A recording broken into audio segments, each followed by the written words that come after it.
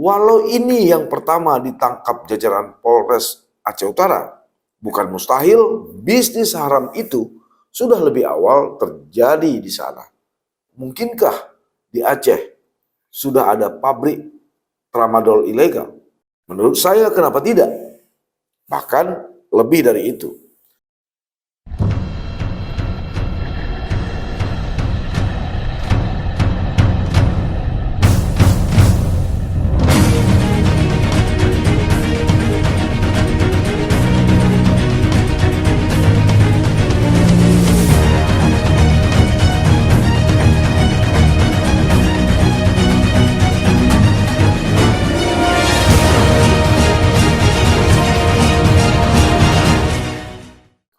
Assalamualaikum warahmatullahi wabarakatuh.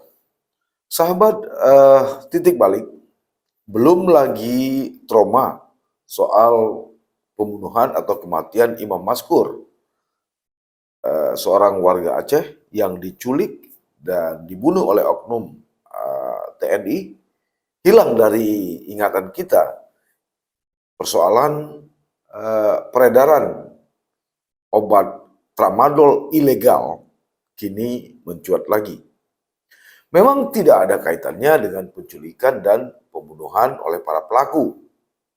Kecuali itu, praktek bisnis haram tersebut tidak hanya berlangsung di Jakarta dan sekitarnya, seperti Tangerang, serta Bekasi maupun beberapa wilayah lain di Provinsi Jawa Barat. Justru dari Jakarta dan sekitarnya sudah merambah ke bumi Islami Mekah, Provinsi Aceh, khususnya Aceh Utara. Ini yang baru terungkap. Tapi bukan mustahil telah merambah ke seluruh kabupaten dan kota lain di Aceh. Hanya saja belum berhasil ditangkap atau diungkap. Karena itu fakta miris ini tidak bisa kita anggap sepele. Sebab Satuan Reserse Kriminal Narkoba Polres Aceh Utara telah berhasil menciduk 2 tersangka dengan barang bukti 1,36 kg serbuk tramadol ilegal. 2 orang yang berhasil diciduk itu adalah RW berumur 54 tahun, seorang warga Luknga, Kecamatan Kutablang, Kabupaten Biren, dan SF, warga Gelumpang Sulu Timur, Kecamatan Dewantara, Kabupaten Aceh Utara. Kepala Bagian Operasi Polres Aceh Utara, Kompol Firdaus Jufrida, didampingi Kasat Reserse Narkoba AKP Nofrizaldi dalam temu pers di Polres Aceh Utara pada Senin 23 Oktober 2023 lalu mengungkap kedua tersangka ditangkap saat akan melakukan transaksi di kawasan pantai Menasah Baru, Kecamatan Muara Batu, Kabupaten Aceh Utara pada tanggal 8 Oktober 2023. Dari pengakuan tersangka RW, serbuk tramadol itu katanya ditemukan saat dia sedang mencari ikan di Gampung Luk Mamblang, Kecamatan Gandapura, Kabupaten Biren.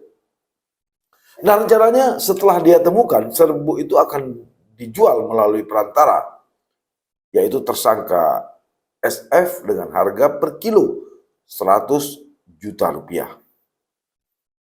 Ada beberapa hal yang agak janggal memang. Ya. Dari pengungkapan ini, polisi telah berhasil menyelamatkan setidaknya 5.000 lebih jiwa manusia atau masyarakat dari ketergantungan obat tramadol yang tidak memenuhi standar persyaratan keamanan dan kesehatan ini, kata Kompol Firdaus. Ia menerangkan kasus tramadol tadi merupakan pengungkapan yang pertama jajaran Polres Aceh Utara. Kata dia, seperti yang kita ketahui bersama, tramadol adalah obat yang dapat digolongkan sebagai narkotika dalam golongan opioid, ya, karena dapat menyebabkan ketergantungan dan masalah kesehatan lainnya. terutama jika peredaran dan penggunaannya tidak memenuhi standar dan persyaratan keamanan yang berlaku di negeri ini. Karena itu setiap orang yang mengedarkan tramadol harus memiliki izin usaha dari pemerintah pusat maupun pemerintah daerah sesuai dengan kewenangannya dan berdasarkan norma serta standar maupun prosedur dan ketentuan perundang-undang lainnya. Karena itu, kedua tersangka dijerat pasal 138 ayat 2 dan ayat 3, junto pasal 435 Undang-Undang Republik Indonesia Nomor 17 Tahun 2023 tentang kesehatan dengan ancaman pidana 12 tahun penjara dan denda paling banyak 5 miliar. Sahabat titik balik, dari realitas miris ini, tak salah jika kita lebih waspada dan ekstra hati-hati, terutama para orang tua di Aceh umumnya dan Aceh Utara khususnya. Kenapa? Tak sulit untuk mencari jawabannya. Walau ini yang pertama ditangkap jajaran Polres Aceh Utara, bukan mustahil bisnis haram itu sudah lebih awal terjadi di sana atau bermain di sana, serta mungkin saja di beberapa kabupaten dan kota lainnya di Tanah Rencong. Ibarat fenomena gunung es, itu yang baru tertangkap dan terlihat. Sementara yang sudah lolos bisa jadi belasan atau puluhan kilo. Kedua, pemain dan pelakunya adalah warga Aceh sendiri, bukan pendatang. Karena itu patut diduga mereka memiliki jaringan dengan mafia bisnis ilegal tramadol antara Aceh dan Jakarta sekitarnya. Sebab di sana pun dari beberapa kasus yang sudah terungkap berdasarkan pemberitaan media, umumnya oknum-oknum pemuda Aceh yang ada di Jakarta dan sekitarnya. Ketiga, dalih tersangka menemukan barang haram ini di pantai saat akan memancing ikan. Ini merupakan alasan yang terlalu mengada-ada atau untuk memutuskan mata rantai jaringan tadi. Tapi kita masih yakin dan percaya polisi tidak sebodoh seperti yang dianggap oleh pelaku. Mudah-mudahan berhasil membongkar mata rantai atau jaringan ini lebih dalam lagi.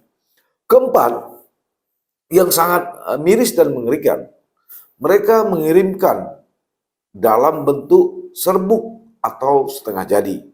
Ini bermakna barang haram itu akan diproduksi menjadi barang jadi dan siap edar di Aceh. Ini prediksi yang memang sungguh mengerikan.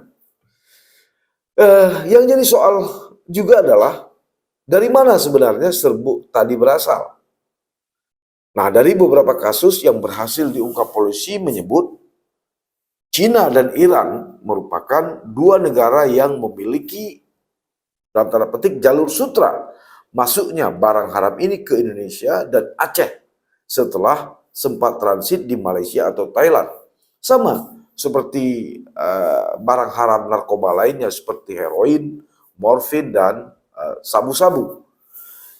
Nah, jika dalih serbuk tadi ditemukan di pantai, sekali lagi berarti barang haram tersebut masuk melalui jalur laut dengan garis pantai yang sepi dan panjang di Aceh.